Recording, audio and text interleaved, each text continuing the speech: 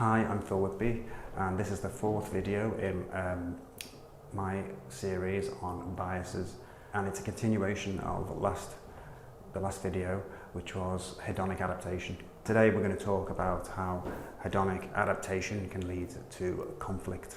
So one of my favourite jokes, and a joke that was voted, the best religious joke in 2005 on Shipperfool's website, and I'll probably put a link to a video of the comedian performing it, which is Emo Phillips.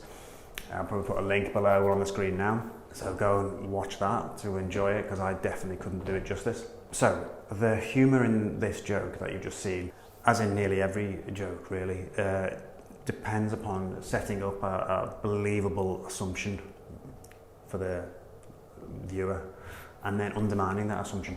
Now, in this case, the assumption that is being set up is if people have more in common, they should be more empathetic and more understanding and more friendly with each other.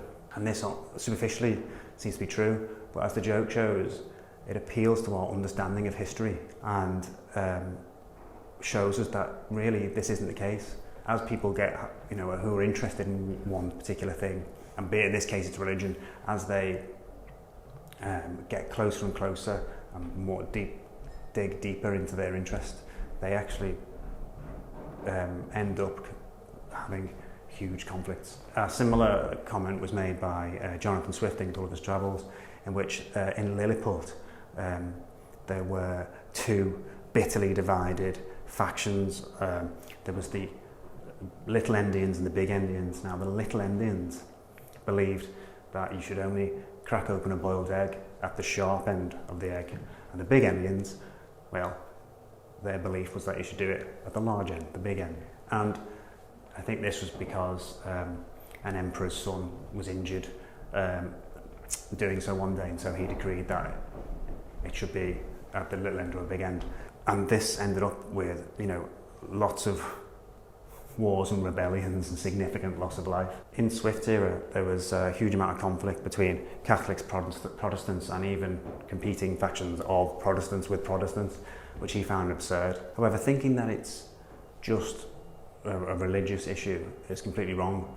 There are plenty of examples of large groups of people going into conflict when they converge in their interests. I mean, there are literally hundreds.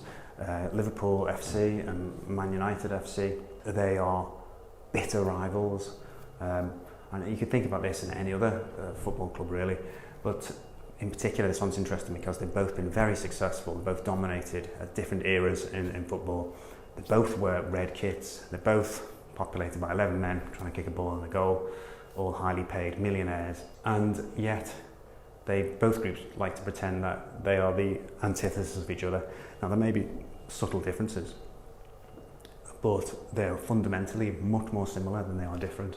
People can be rabid about Pepsi or Coke, Oasis and Blair. Think about competition between rappers. I mean, they literally shoot each other when they're in the same industry, often from the same background, trying to do the same thing. And finally, just look at the Tory leadership contest going on at the moment. They're far, far more similar in their potential harm for this country than they are in their differences. So what's this got to do with hedonic adaptation? Well, something, if you're exposed to an area of interest over time, then you increase your sensitization to differences in between it. Like we said, the football teams, the more you support Liverpool, the more you will rabidly, hate Manchester United. People don't start supporting a football team and then instantly feel a strong emotional impulse against another football team until they've played multiple games against them and heard all the stories of what the other side has done. And one example I used last week was the listening to bands. If you listen to a band for years and then somebody else comes out and sounds just like them, they will probably be met with revulsion by a lot of the people that listen to their favourite band but really enjoyed them. So if you're a casual liker of said band, then you're probably not going to be bothered. But if you're really, really nerdy into this particular band, then you will find a particular revulsion for that new band. Now, what's the use of this? Well, it's valuable when